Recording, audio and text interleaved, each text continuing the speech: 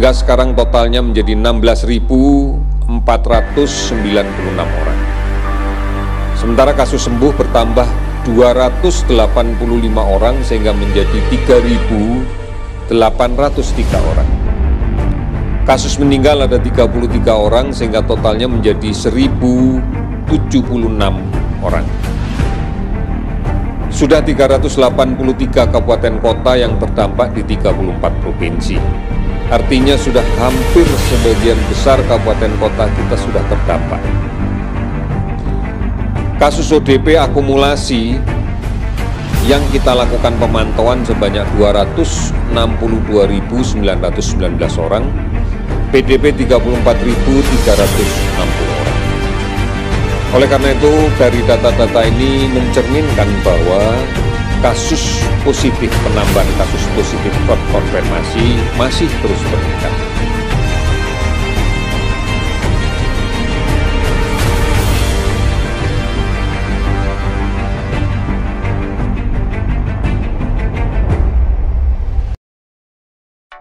Assalamualaikum warahmatullahi wabarakatuh.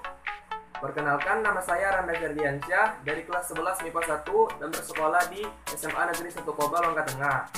Tujuan saya ingin membuat video ini adalah ingin memberikan edukasi dan pembelajaran kepada teman-teman sekalian. Semoga bermanfaat bagi teman-teman sekalian.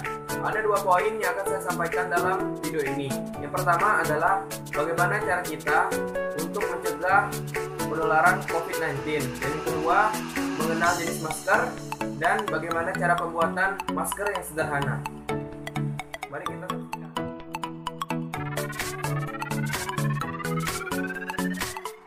Yang pertama adalah mencuci tangan.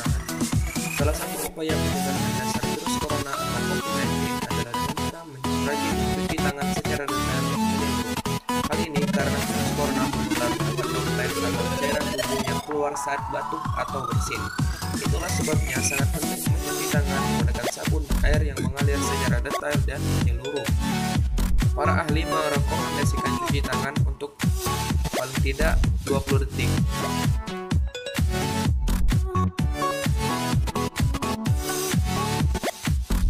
Yang kedua adalah memakai masker. Banyak orang gemar memakai masker mulut saat bepergian. Alasannya karena pemakaian masker mulut dianggap memiliki manfaat untuk kesehatan, terutama dalam mencegah penularan penyakit. Ketiga adalah etika batuk dan bersin. Bila kita batuk atau bersin, sebaiknya ditutupi dengan siku sebelah kanan atau bisa menggunakan tisu. Yang keempat adalah di rumah aja. Masyarakat dihimbau untuk berada di rumah untuk menghindari penularan pandemi corona atau COVID-19. Tindakan tersebut menjadi dasar pencegahan virus corona. Yang kelima adalah berolahraga.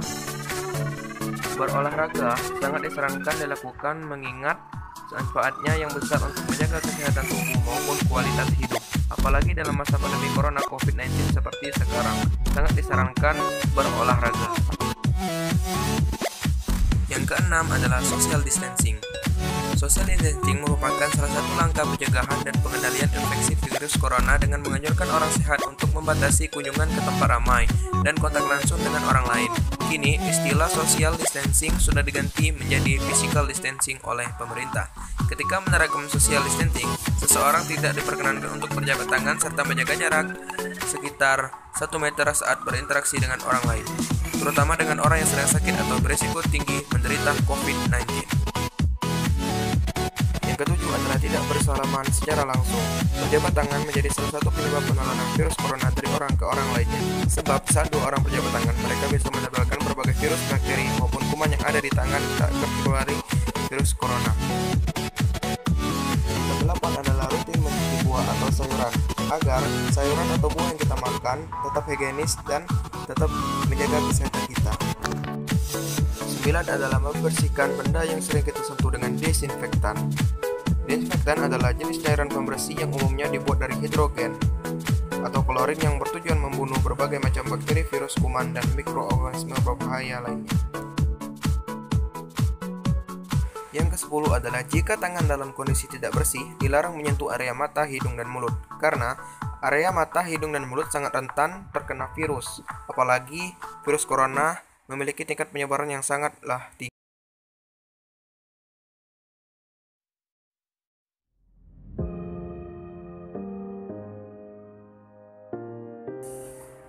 Saat ini, menggunakan masker disarankan bagi orang yang berpergian untuk mengantisipasi penularan virus corona.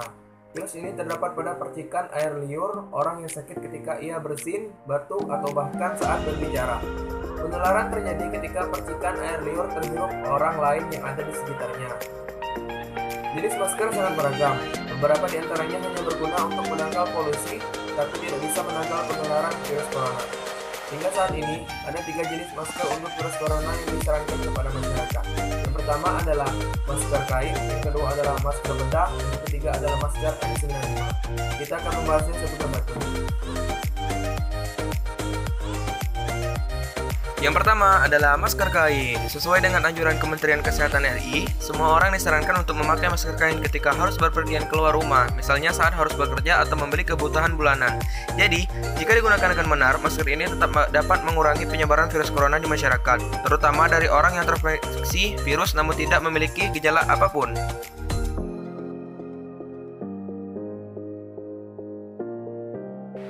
Yang kedua adalah masker bedah, merupakan jenis masker sekali pakai yang mudah dijumpai dan sering digunakan tenaga medis saat bertugas.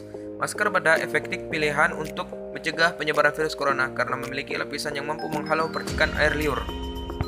Kebanyakan masker bedah terdiri dari 3 lapisan yang mempunyai fungsi yang berbeda. Jika sedang sakit, Anda lebih disarankan menggunakan masker dengan ketiga fungsi tersebut karena efektif dalam mencegah penyebaran penyakit menular seperti infeksi virus corona. Yang ketiga adalah masker N95, juga efektif untuk mencegah penularan virus corona.